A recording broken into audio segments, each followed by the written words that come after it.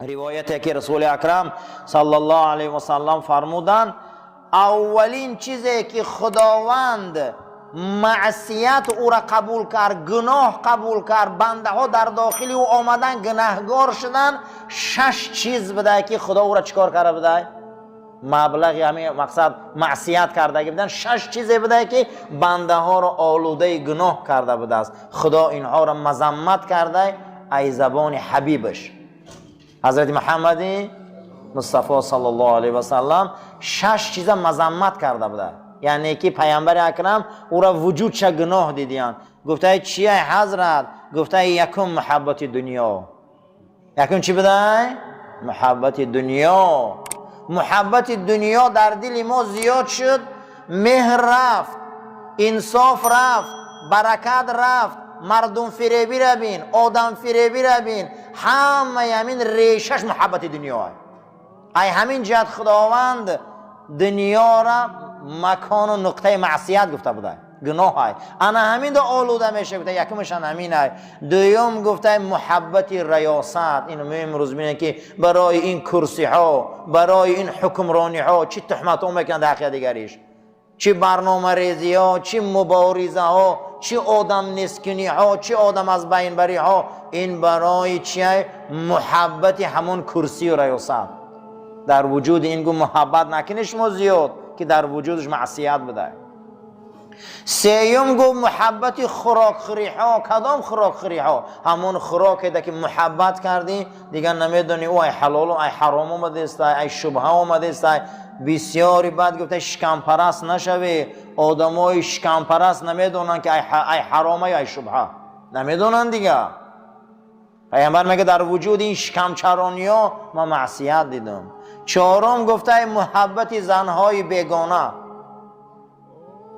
محبت زنهای بیگانه را وجودش معصیت. شما باور کنید عزیزو، امروز یک شکایت های زنها میبیاند همینجا از روی همین مردهای زنجلاب. باور کنید همین زندگی را نکردنش خوبه. باور کنید یک روزای محرمانه را همونجا کشف میکنن، یک گپا یا صحبت ها میشوه. محبت زنهای نامحرم بسیار نکنه. گفته که این اخلاق رذیله. خدا زن داد از گفته نه برای این مسخره کنی، محبت سخت نکنه. گفته در این زنهای بیگانه در محبت کردن از پسترین اخلاق بوده، از پسترین اخلاق. امروز نه برای مرد طبیعت مونده و نه برای مرد عفت مونده و نه برای مرد همون اشتها. یک زنا را زن کرده است، باور کنی وجودی اون زن ببینی همش گناه های. چه خیلی همین طبیعت های پست پیدا شدن بچه های جوانی و زیراده. مرد باید طبیعت داشته باشه. مرد باید از زنی بسم الله الرحمن الرحیم داشته باشه. زن یا مرد اخلاقا پست شد. پیامبر گفت محبتی زنهای بیگانه داده نشوه که حیفتان میکنه. اخلاقای رذیله انمین ده گفت. پنجم گفت محبت خواب از حد زیاد. خواب از حد زیاد آدم غافل میکنه. آدم از بسیاری خوبی ها از روی همین خوابی به معنی است. خوابی به معنی آدم به توفیق میکنه. خوابی به معنی آدم قشاق میکنه. خوابی به معنی آدم غفلت زده میکنه. خوابی به معنی انسان جاهل میکنه. جای غافل جاهل بد اخلاق جهنم است. باید مسلمان از خوابی بسیار هم پرهیز کنه. ششم از حد زیاد معیشت رو راحت کردن. راحتی از حد زیاد، معیشت از حد زیاد هم آدم غافل میکرده است. در وجود این 6 چیز جناب پیغمبر گفت از رمکش برای گفت من جنایت دیدم. ای زبان خدا مذمت شده بوده.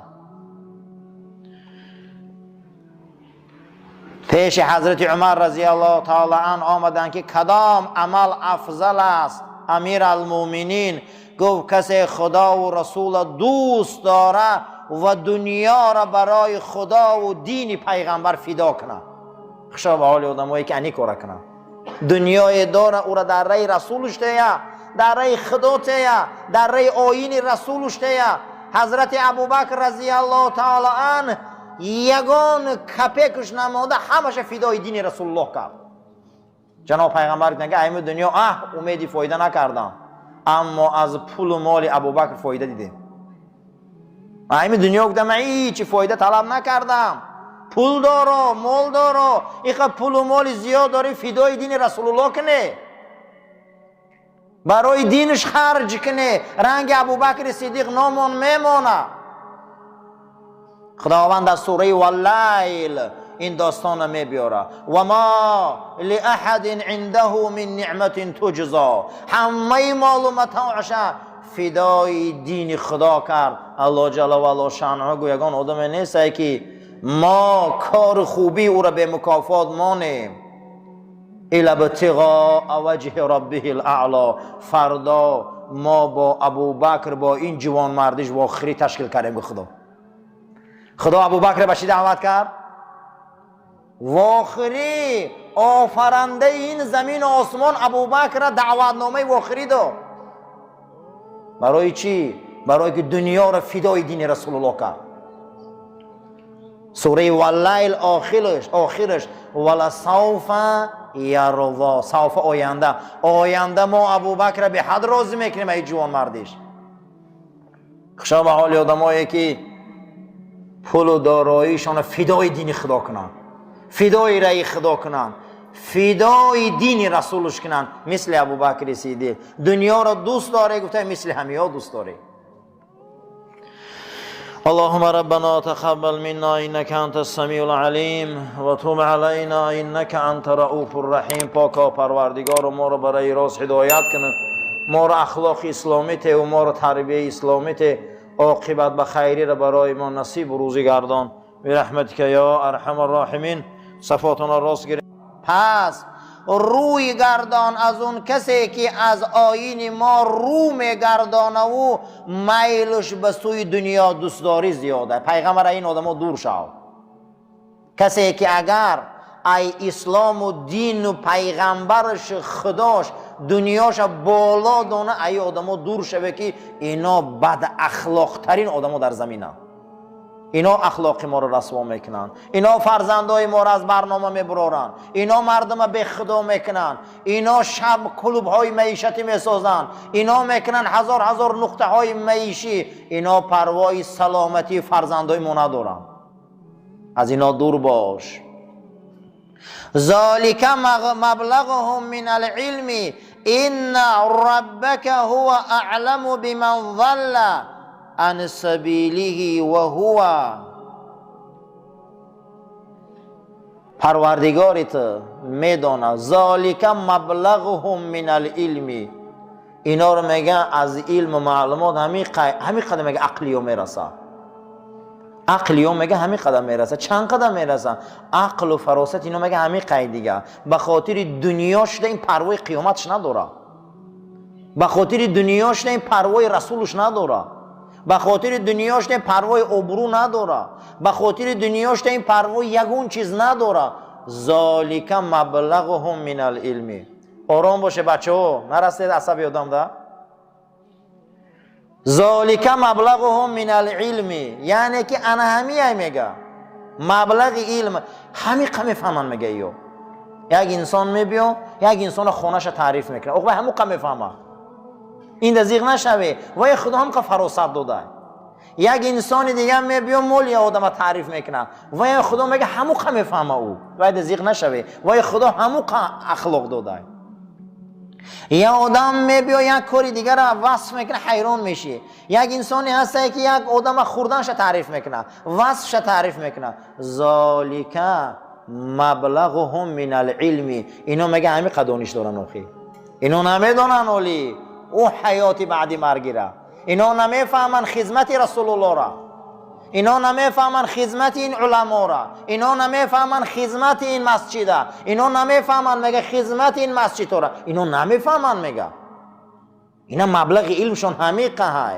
اما خدای تو میدونه که کی هدایت مییابه کی هدایت نمییابه. او خودش میدونه. کسی را که دانست برای او علم اخلاق و تربیت میتیه. اگر قبول نکنیم هر روز اگر ما صحبت کنن و یگون منفعت نمیرسودم ده. برای اون که اسلام تربیتش پره های. وقتی مسلمان که اخلاق نداشته باشه و این نمیشه و عزیزا میگفتن که خاک قاق در دیوال نمیچسبه. برای همین او دا تر میکنی. خاک تیاره، تر کردن او اخلاق ما که او را ما لای کنیم و در همون چیز راست کنیم. برای همین همیشه اسلام دینی تربیت های، ما را روز تربیت کرده است. این وابسته در خودمونه که چی خیل او را می آفریم و قبول میکنیم. چگونه که یک کودک به کوچه میگذره که تولستوی در بالای یک استول کلان شتگی بده این خرکادا و کودک سلام میتیه او میگه سلام علیکم تولستوی، میگه هنر چیست؟ تولستوی نمیدونه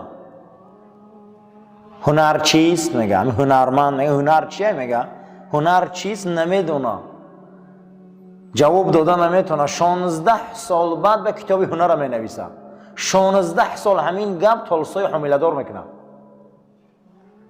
امروز اسلام همین قدر گپ میزنه نه که من مرده قدی زنگ اجوی میشه، زنگ حامله دار میشه، 9 ماه پس تولد میکنه. همین مرده که هم باید حامله دار شه، امر معروف اخی همین چی بدنش تگیر تولد کنه.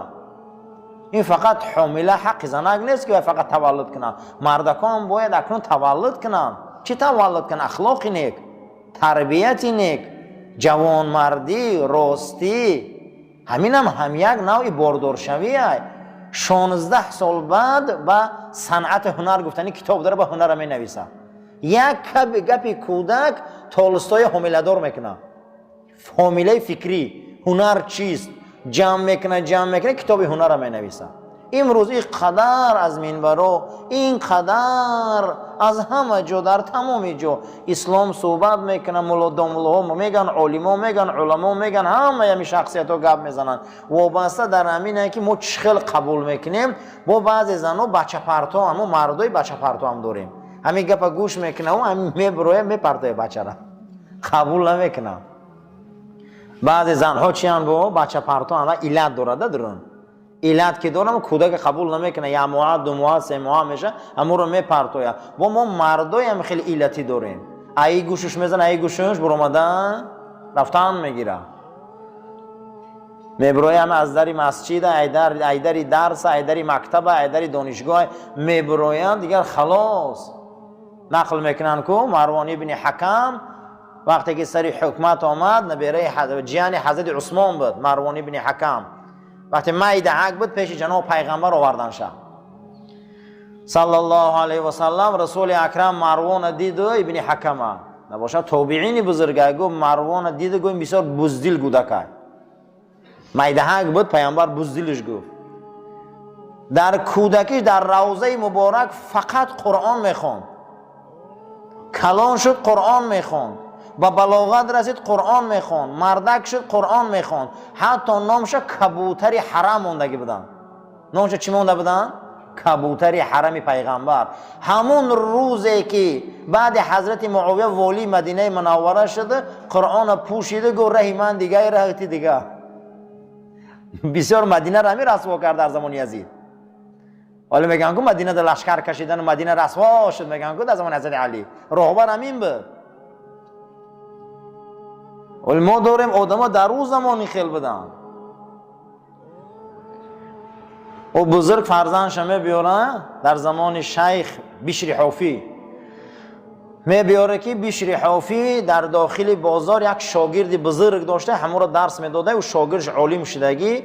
یکی از همون مخلصا فرزندش می بیاره پیش همون شاگرد بشری حافی و به درجه رسیدگی بوده است. گفته بازار آوردم بچه ما که در پرد ایسته و علم آموزه و دین آموزه و خدا آموزه و رسول آموزه، تجربه و علم آموزه. گفته بازار که در آمدی دین ایادت برو. بازار جای دین بوده و جای دین معلومه کجا، جای دین خودش مکتب داره و منبر داره و جا داره. گفته بازار که آمدی بچم دین ای خودت برو. بسیاری همین بچه های دانشمند میبرن در بازار، میگه همینجا با میخونه و بازار جای خوندنه. بازار در درش که در اومده دیگر اوجد ابلیس نسلش بسیاره تر میمونن خونی. هر یکی جا داره عزیزا، هر نقطه مکان هر جا گپی خودش داره. خشا به حال آدمایی که گپا رو فهمه. مروان ابن حکم که نبرجیان حضرت عثمان بود، امک بچه حضرت معاویه بود، زمان قرآن میخوند در حرم کبوتر حرم پیغمبر میگفتن شب همون روزی که امیر میشوه به درجه میرسه. حتی زبیر ابن عوام قطع طلحه ابن عبیدالله 10 تن از یاری بیشتیان در همین جنگ سیفین همی کشتگه، اما 10 تن از یاری بیشتیان تاش همی سبب کشتگه یک تشه. برای همین این نگوین که همه بزرگایی دایم درونیم و زیاده و قرآن در حرم میخون. بعد اگه تمام کرد قرآن رو پوشید دو ریت جدای رای من جدا که برای اوساد رسید. برای همین اون توبیعین بزرگای مقصد که همه شخصیت ها را اسلام گذاشتگیان. در زمان یزید بعد مگه مدینه منوره رو هجوم کردن، چقدر همین شخصیت بود. پیامبر اکرم در میدهکی بچگیش آوردگی وقتی پیامبر اکرم زمانش میدهک بود است. قسمت از علما میگن صحابه بود، اتفاق دارن که تابعین بزرگ بود. جناب پیغمبر دیدگی بود است و این بزدیلای کودکک بود در قشقی و چشم. از این حدیث دلالت میشه که صحابه هم بود است که مقصد ایمان هم نیاورده بودن، اینه که کودکی چخلاقشته جناب پیغمبر دیده بودن شما. مقصد که برادرها تربیه اسلام همینه. اسلام آدم تربیت میتیم، ما قبول نکنیم عیبون چی با؟ ما باید قبول کنیم. تولستوی بینه که 16 سال از گپ یک کودک حامله‌دار میشه و کتابی هنر می نویسه. امروز باید ما را وقتی گپ میزنن همین صحبتات اقلا یک تاش یا حامله‌دار فکری شویم، 1 سال بعد چی آفریم، بچه پرتو نشویم. بسیار ما هم که بچه پرتویم، صحبتای نغز گوش میکنیم، خیلی راحت میکنیم، وقتی بعد 5 دقیقه بیرون میبرویم ای گوش در اومده این گوش بر اومده رفت. رنگ مروانی ابن حکم میشیم با خدا رحمتش کنه. بگو رای تو جدا اکنون و رای ما جدا مکمو برای استاد رسیدیم، کاریخمون سر میکنیم بکن. برای همین باید قرآن ما را اخلاق تیا تربیت تیا اخلاق خودمان میتیم و تربیه را اسلام میتیم. اسلام دینی تربیه. خب اکنون ما درباره اخلاق و تربیت صحبتامون آغاز میکنیم. وصیت‌نامه رقم 68 ابو یوسف فرزندم، همیشه مرگ به یاد بیار برای استادات و مشایخ و آن شخصیت هایی که از آنها علم و دین آموختی. همیشه طلب آموزیش کن در نماز و در همه حالت. در حق استادا دعا کنی، در حق معلمو دعا کنی، در حق آدمایی که از وای علم گرفتیم دعا کنی. گفته و همیشه مرگ یاد کن ابو یوسف فرزند. رقم 69 وصیت‌نامه‌اش، بر تلاوت قرآن همیشه بردوام باش، زیرا که تلاوت قرآن در روح، در جسم، در دست و پایت، در روحت نور میتیه. و کسی که به قرآن اگر مشغول باشه او انسان از جمله زیانکاران نیست. ابو یوسف مداومت قرآن تلاوت کن، مداومت با قرآن باش. قبرستان ها و مکان های مقدسه را بسیار زیارت کن، زیرا قبرستان یاد آخرت بسیار میبیاره. و مکان های مقدسه که بزرگا مسجد های بزرگ ساختن، قدمجاهای بزرگ ساختن، مثل مدینه منوره، بیت المقدس و حرم شریف، زیارت زیاد رو. این جاها را زیارت کن. با ملاقات علمای زنده و مشایخ زنده زیاد رو، زیرا که علمای زنده و مشایخ زنده 1000 بار از علمای مرده و مشایخ مرده برترن.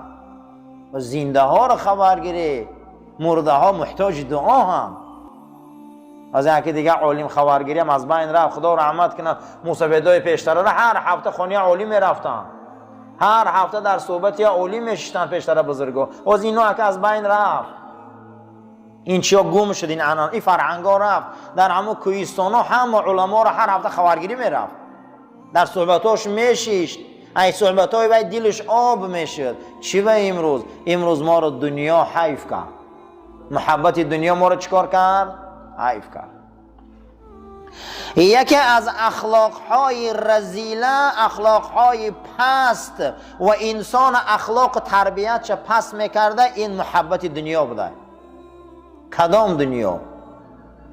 آیا همه دنیا، مطلق دنیا، یا جزء دنیا؟ نه، جزء دنیا. کدام؟ گفتن همون انسانی را که خداشم دین شوه و خداشم دنیا شوه، پیغمبرشم دنیا شوه، وجدانشم دنیا شوه، همه چیزش دنیا شوه، این گونه دنیا را دوست داشتن کفره. همین خیلی دنیاداری کفره. یکی از اخلاقهای بد انمی بده که کسی ای خدا و پیغمبر و دین و وجدان و آدم و آدمگری قرآن را بالا کنه. چیکار کنه عزیزان؟